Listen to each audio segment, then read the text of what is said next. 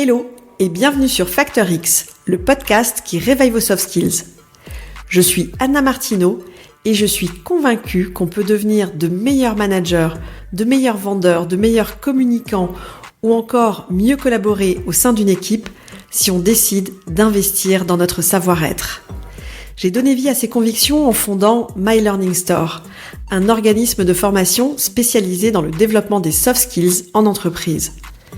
Ma vision, c'est d'inspirer un maximum de personnes à développer leurs soft skills parce que je sais que c'est la garantie de l'employabilité, du bien-être et de l'équilibre. Et c'est aussi pour ça que j'ai lancé Factor X, le podcast qui va littéralement réveiller vos soft skills. Ici, je vous livre des pratiques qui marchent pour réveiller votre truc en plus, libérer votre potentiel et devenir une meilleure version de vous-même. Si vous êtes comme moi, vous vous êtes déjà certainement retrouvé dans la situation de commencer un projet avec une énergie de dingue. Vous avez boosté mais à bloc. Vous avez une énergie débordante, vous êtes à fond.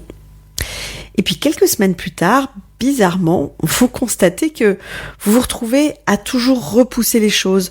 Vous avez du mal à vous y mettre, vous doutez et vous faites passer tout le reste avant ça. C'est ce que j'appelle le piège des objectifs à long terme. Parce que raisonner long terme, ça demande de la vision, de la constance, de la discipline, mais surtout, ça demande de l'endurance. Et c'est là que la majorité des personnes décrochent.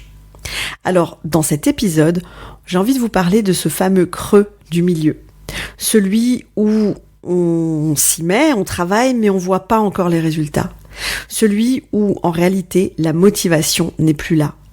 Celui où on est tenté d'abandonner ou de passer à un nouveau projet qu'on considère plus excitant. Donc aujourd'hui, je vais vous donner des outils concrets pour maintenir votre engagement sur la durée et pour que vous puissiez tenir le cap quand même plus rien ne vous pousse en avant. Commençons déjà par clarifier une chose. Si vous avez déjà été dans la situation d'abandonner un objectif, c'est pas du tout parce que vous êtes paresseux ou que vous manquez de volonté. La plupart du temps, c'est parce que vous n'avez pas construit un système adapté à votre objectif long terme. Parce que notre cerveau a besoin de gratification rapide.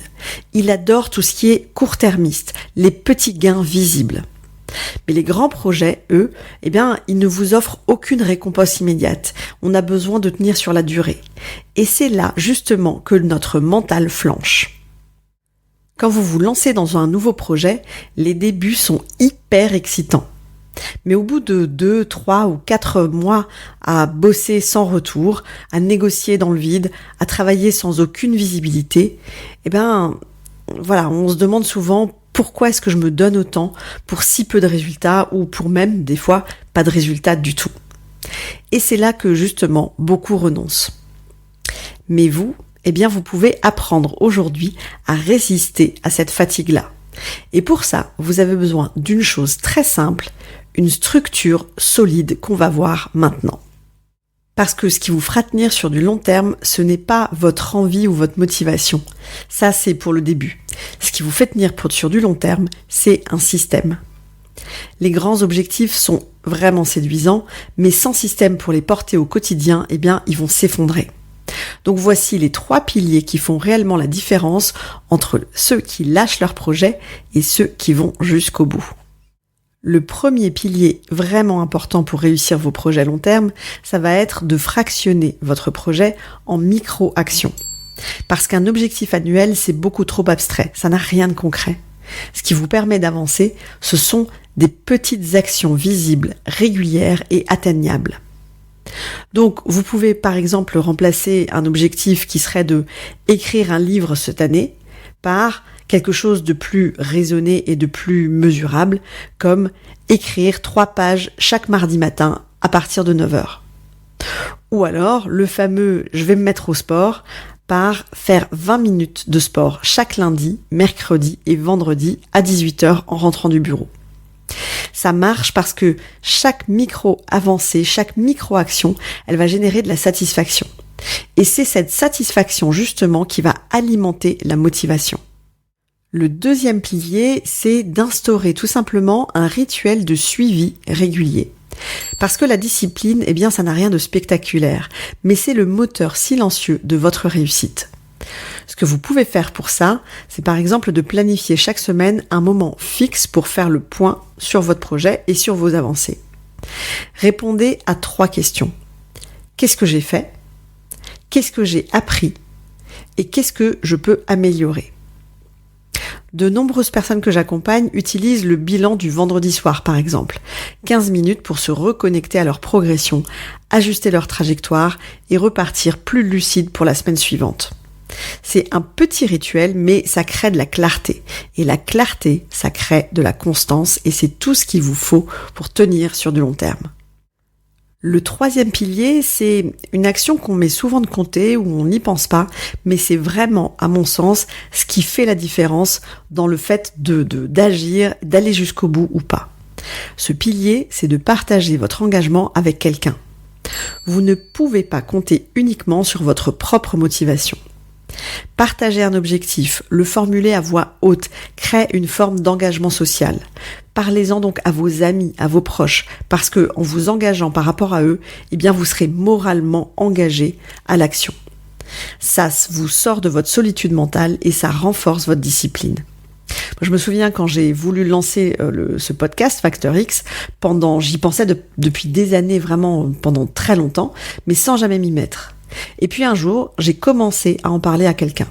Et je lui ai dit, l'année prochaine, en mars, je lance les premiers épisodes du podcast. Et une fois que ma date était fixée, et une fois que j'en avais parlé surtout à ces personnes, je pouvais plus me défiler, j'étais obligée d'agir. Donc ce que vous pouvez faire, c'est d'identifier une personne en qui vous faites confiance, ça peut être votre meilleur ami, votre conjoint à la maison, un mentor, un collègue, et dites-lui ce que vous avez envie de faire par rapport au projet. Dites-lui, je me lance dans ce projet, j'ai envie de le faire maintenant. Et vous allez voir que dès que vous allez lui en parler, ça va vous engager mentalement à avoir de l'énergie jusqu'au bout. Souvenez-vous que si vous décrochez, c'est pas du tout parce que vous manquez de volonté, c'est juste parce que vous n'avez pas le bon système et qu'il vous suffit de le réajuster. Votre motivation ne peut pas reposer sur l'envie uniquement.